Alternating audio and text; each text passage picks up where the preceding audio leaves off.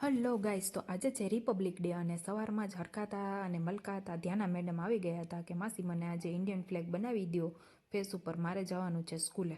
તો એને સવારમાં જ મેં વોટર કલરથી સરસ મજાનો ફ્લેગ બનાવી દીધો અને તમને પણ બધાને હેપી રિપબ્લિક ડે. તો અહીંયા સરસ મજાનો ફ્લેગ તૈયાર થઈ ગયો હતો અને એટલો જ મસ્ત લાગતો હતો ધ્યાના મેડમને. તો હવે એ જાય છે સ્કૂલે. અમિત પણ વહેલા નીકળી ગયા હતા આજે ધ્વજવંદન માટે અને મેં બધું જ ઘરનું કામ બતાવીને હવે આપણે બનાવવા લાગ્યા રસોઈ. તો આજે બપોરના મેનુમાં છે સેવ ટમેટાનું શાક, ભરેલા મરચાં, પાપડ અને છાશ. અને ત્યારબાદ હવે મેં બધું જ તૈયાર કરીને છેલ્લે આપણે ફુલકા રોટી બનાવવાની છે. તો મેં અહીંયા ફુલકા રોટલી બનાવવાનું ચાલુ કરી દીધું છે.